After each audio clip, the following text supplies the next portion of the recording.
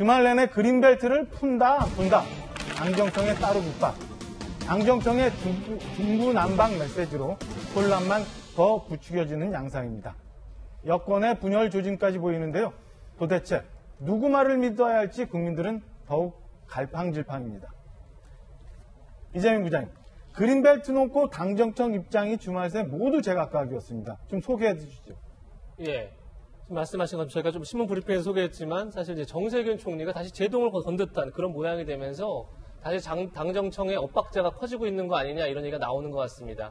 그러니까 처음에 지금 보시면 홍남기 경제부총리가 처음 먼저 이제 그린벨트 문제를 점검하겠다. 그래서 그린벨트를 통해서 공급을 확대하겠다. 이런 얘기를 이제 시작했던 거죠. 사실 그에 앞서서 문재인 대통령이 김현미 장관을 불러서 공급 대책을 같이 내놓아라. 이렇게 이제 얘기를 했었는데 사실 70 대책에는 공급 대책이 포함되지 않았었죠. 그 다음에 이제 홍남기 부총리가 그린벨트 공급 대책 얘기를 했었는데 곧바로 그 국토교통부에서 그걸 반대했었죠. 그리고 나서 다시 이제 김상조 정책실장이 등장해서 이미 당정한 의견을 정리했다고 다시 이제 그린벨트 해제 쪽에 무게를 실었습니다.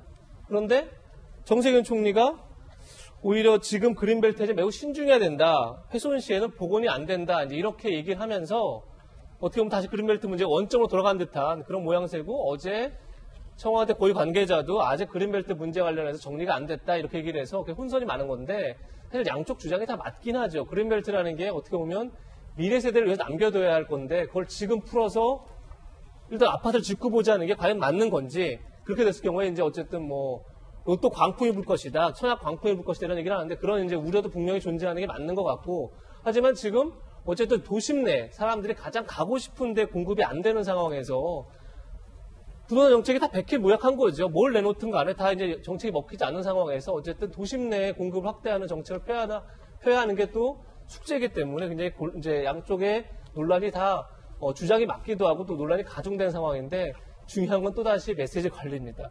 이게 어떻게 정리하든 간에 한 메시지로 정리가 됐으면 문제가 안 되는데 이미 다시 이제 그린벨트 문제를 어떻게 해결하든 간에 또다시 메시지에 대한 신뢰가 떨어지겠죠. 이렇게 엇박자가 나면서 이제 그게 오히려 더 큰 문제가 아닌가 싶습니다. 그린벨트 관련해서 당정청 혼선 계속 설명을 주셨는데요. 또 다른 메시지, 다른 얘기가 또 나왔습니다. 정세균 국무총리가 다른 목소리를 냈는데요. 한번 들어보시겠습니다. 그린벨트는 한 번 훼손하면 복원이 안 되거든요. 그렇기 때문에 이 부분은 매우 신중해야 된다고 생각을 해요. 상황이 이렇게 된 데 대해서 정부에서 지금 누군가 책임져야 된다라는 게 아닌가. 주무장관 경질론이 지금 꾸준하게 제기가 되고 있는데. 전쟁 중에 장수를 바꾸지 않는 법이다라고 하는 말씀이 있습니다. 아니, 윤태호 실장님. 이 당정청 혼란만으로도 좀 어지러운 상황인데 컨트롤 타워조차 보이지가 않습니다. 국무총리가 또 저런 말씀하시는 건 누구 말을 믿고 그린벨트가 해제되는지 아니면 공급이 있는지. 그러니까 여기서 그린벨트라는 게 무슨 강원도, 경상도 이야기는 아닐 거 아니겠습니까? 수도권, 그중에서도 강남 이야기잖아요. 근데 제 생각에는 이 중요하긴 중요한 문제인데 이 문제 이렇게 이슈의 중심으로 끌어올린 자체가 메시지 관리와 이제 정책 관리의 실패라고 지적을 할 수 있을 것 같고요. 두 번째는 내부에서 경론을 벌일 수 있죠, 당연하게. 뭐 누가 딱 뭐라고 하면 따라가는 게 어디 있습니까? 경론을 벌여야 되는데 그게 정제되지 못한 채로 튀어나온다. 그리고 예컨대 이런 식이죠. 국토부에서는 세금 이야기하고 기재부에서는 그린벨트 이야기하고 그러니까 사람들이 헷갈리게 되는 거고 뭐 법무부 장관도 그린벨트 이야기하고 그러니까 이게 뭐냐라고 되는 거죠. 그럼 이게 어떤 식으로 나든지 간에 내상이 클 것이고 아까 이제 이재명 부장 말씀하신 것처럼 문 대통령이 김현미 장관한테 긴급 보고를 받으면서 그때 이제 발언이 이렇게 나왔죠.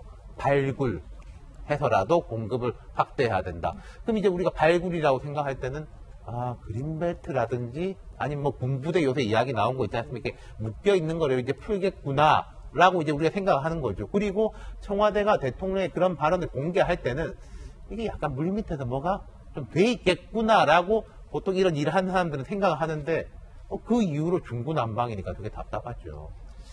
저도 그 전에 뭐 정책들 이렇게 보면은 안에서는 굉장히 많은 토론들이 있는데 사실은 발표되는 거는 굉장히 정교하게 정리돼서 발표하고 그다음에 그 메시지도 한 부처 내지는 한 사람 이렇게 해서 진행이 돼가지고 시장에는 제대로 된 메시지가 전달되는데 이번에는 그런 게 좀 혼돈이 굉장히 많이 있는 상황인 것 같아요. 네, 그러니까 혼돈의 어떤 그 책임은 분명히 있는 것이고 비판을 받아야 된다. 하지만 그 상황이 사실은 이게 그린벨트 자체가 사실 뭐 녹지 공간, 자연이잖아요. 어떻게 보면 자연도 사실 미래 세대에 물려줄 유산이기도 하고 경제적 가치도 이게 무형이지만 엄청나거든요. 서울도 보니까 면적의 25%가 그린벨트로 묶여있는 상황인데 이 부분을 당정 중에서 주택, 즉 집값만 집중했을 땐 그린벨트를 푸는 것이 맞겠죠. 그렇지만 이것의 환경부라든지 여러 가지 봤을 때는 다방면으로 봤을 때 이게 신중해야 되는 상황이기 때문에 메시지의 혼돈은 있지만 전체 큰 메시지는 집값은 분명히 잡겠다는 의지의 메시지는 분명히 주는 것이다.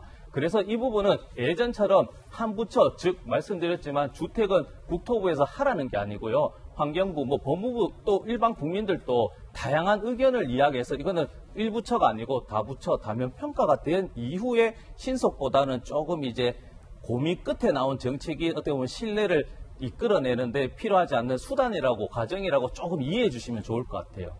근데 정부의 정책을 만드는 데 있어서 좀 고심할 수밖에 없는 처지이죠. 사실은 이것이 부동산 가격을 안정화시키겠다고 여러 정책을 이제 써왔으나 시장에서는 실패한다고 인식하고 있는 마당이기 때문에 이 그린벨트 이야기가 나온 것도 여러 정책 중에 하나를 실행하겠다라는 어떤 아이디어 차원에서 나왔다라고 한다면 우리 시장에서는 어떻게 반응을 해야 되냐면 그린벨트를 해제함으로 인해서 선기능과 역기능이 있을 수 있습니다. 이것을 충분히 사회적인 토론을 통해서 어떤 범위를 설정할 수 있죠. 몇 급지까지 풀 것인가, 어디까지 풀 것인가, 수도권 어디까지 그린벨트를 해제해서 공급을 어느 정도 늘릴 것일까는 대중들도 어느 정도 납득, 설득 기능이 있어야 되거든요. 그래서 무조건 컨트롤 타워가 핵심적으로 가이드라인을 세워주는 것도 중요하지만 사회 다수가 이해관계인들이 서로 중첩되어 있기 때문에 서로 토론을 해보자. 정부 관료들도 서로 의견이 다를 수 있습니다. 부처마다 또 의견이 다르고 이해관계가 대립되어 있을 수 있기 때문에 그런 측면에서 그린벨트 논의를 할 것이고 지금 이 그린벨트가 너무 부각되다 보니까 지금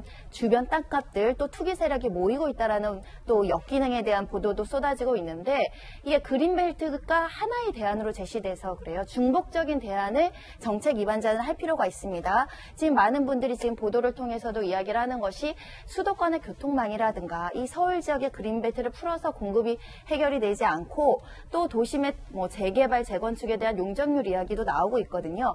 그런 다방면으로 공급을 확대할 수 있는 여러 방안을 우리가 사회적으로 토론을 시작해야 되고 특히 이제 환경보호단체들은 반대하겠죠. 시민단체들이 반대하는 목소리도 귀 기울여서 역기능을 그럼 어떻게 줄일 것인가 우리가 공론화해서 시민들도 자발적인 의견을 내고 그게 정책에 반영되는 과정을 지금 절차 중에 있다라고 보신다고 한다면 국민들이 왜 국가가 이렇게 서로 막 의견이 다르고 정치인들도 의견이 다르고 오락가락 하느냐 이런 비판이 있을 수 있지만 그 비판 과정에서 또 여러 가지 민주적 정당성이 생길 수 있다라고 생각이 드니까 한번 이야기를 해보자라는 생각이 듭니다. 근데 그러니까 그 논의에 좀 그래도 질서를 잡자 이런 거 아니겠어요? 지금 두 분 말씀하셨지만 예컨대 환경부는 아무 말 안 하고 있어요? 환경부는 제 중부처인데 제가 말 안 하는 이유는 알 것 같아요.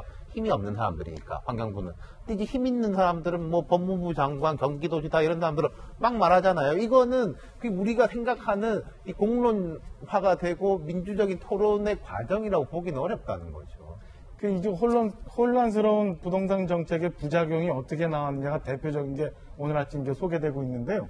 그 서초구 내곡동, 강남구 세곡동 이런 곳에 그린벨트 해제 후보지로 이게 거론이 되니까 요 며칠 사이에 인근 아파트 값이 1억에서 2억씩 상승을 했다고 합니다. 그리고 그쪽에 있는 공인중개사 사장님은 그린벨트 땅 소유자들도 계약 직전 돌연 취소해버리고 물건이 그냥 다 들어가 버린 거죠.